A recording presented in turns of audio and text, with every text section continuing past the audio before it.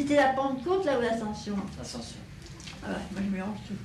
Bon, alors, le dernier, j'avais permission pour le week-end.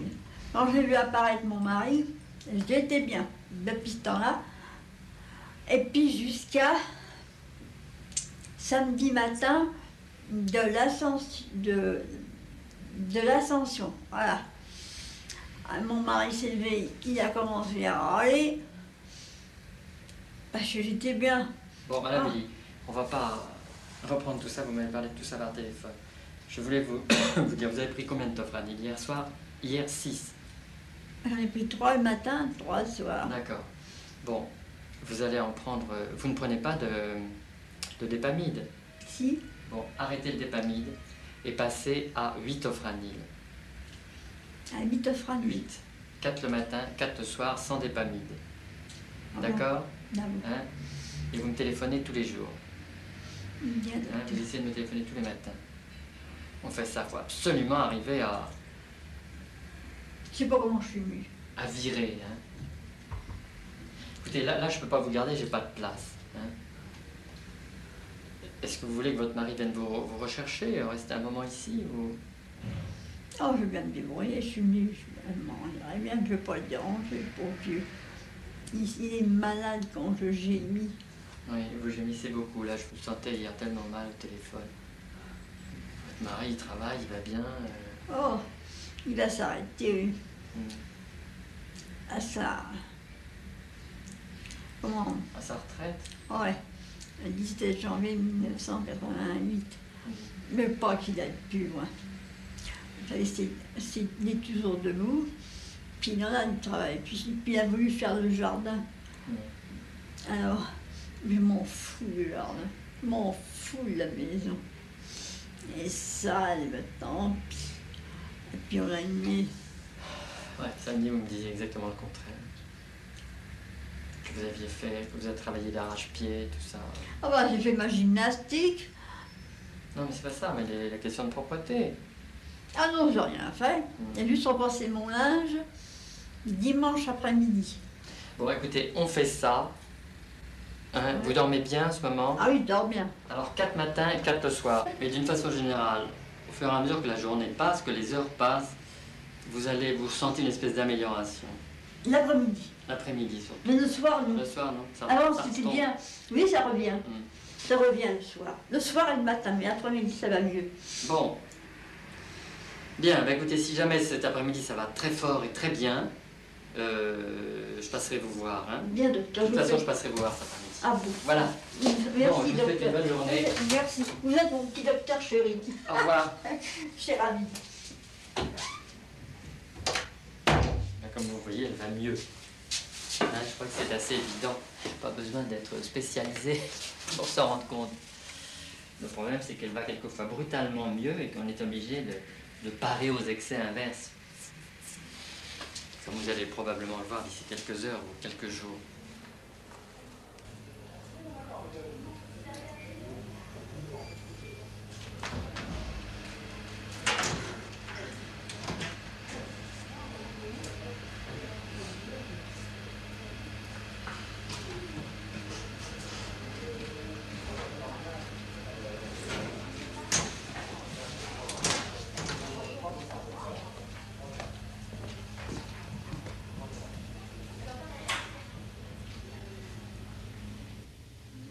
Bon, cette société tourne bien au niveau de ses affaires, il y a pas de problème.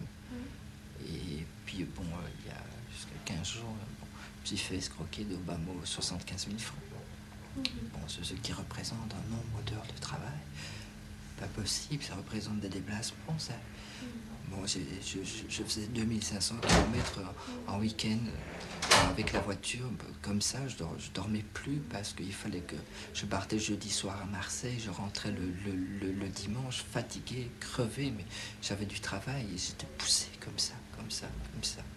Et ça fait maintenant 6 mois que ça dure comme ça, où je pousse et je pousse.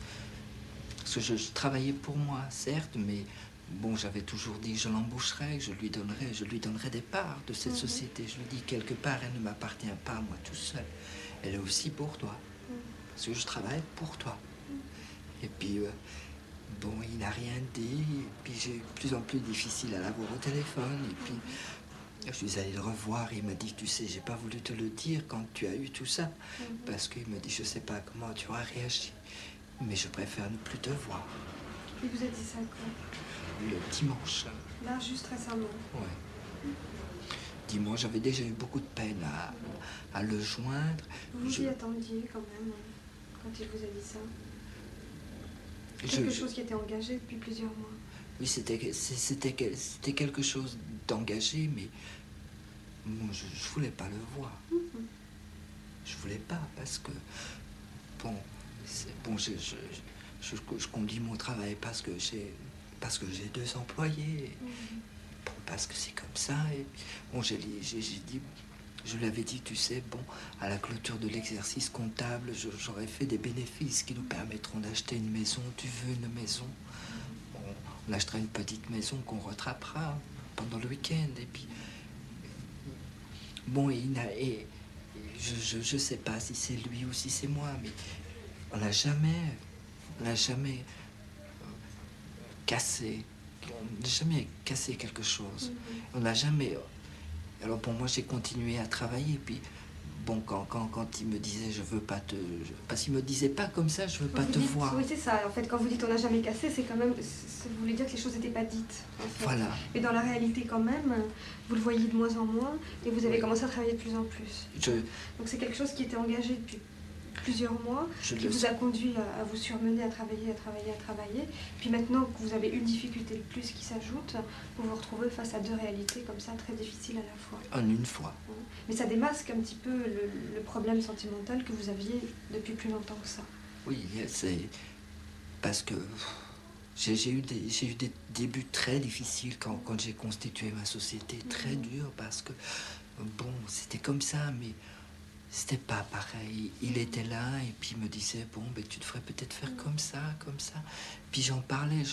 Et chaque fois que j'avais une affaire qui se dessinait, je lui en parlais. Quand on l'obtenait, c'est plus beau encore.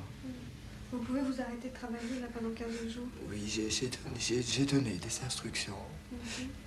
Mais bon, ce sont mes employés aussi qui m'ont dit, va voir un médecin. Va voir un médecin. Bon, j'ai signé ma dernière affaire tout à l'heure. Je pensais que j'y arriverais jamais. Mais je me suis dit, pour eux, va. Donc là, vous avez un peu réglé vos affaires, et puis vous souhaitez qu'on vous hospitalise. Parce que je n'en peux plus. Je n'en peux plus. Vous avez déjà été hospitalisé dans un service de psychiatrie? Oui, je l'ai quand on m'a mis sous traitement de lithium. Oui. C'était dans un service de psychiatrie, c'était où? C'était à l'hôpital de Villejuif. Oui. Parce qu'à ce moment-là, j'étais chez ma mère, qui était, elle, domiciliée dans le 92. Oui. Puis voilà. D'accord. Et là, votre domicile, c'est où? Il est dans le 19e arrondissement. Dans le 19e. D'accord. C'est dans le 19e. Tout près des buttes de Chaumont. Donc c'est l'hôpital de Maison Blanche, je pense, pour le 19e. Je sais pas du tout. Oui. Parce que le problème, je crois que c'est qu'ici, on n'a pas de place. Donc à ce moment-là, vous irez dans l'hôpital de votre secteur. Bon, je vais me renseigner. Puis je vais bien vous dire où est-ce que j'ai trouvé la classe. D'accord? Merci.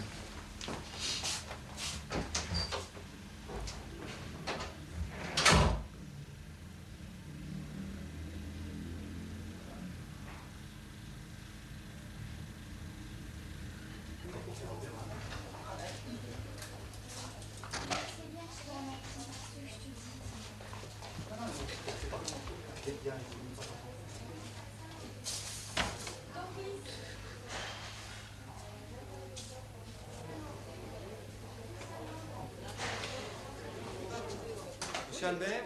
Oui. Vous avez mis un quoi? Doris! Je sais pas,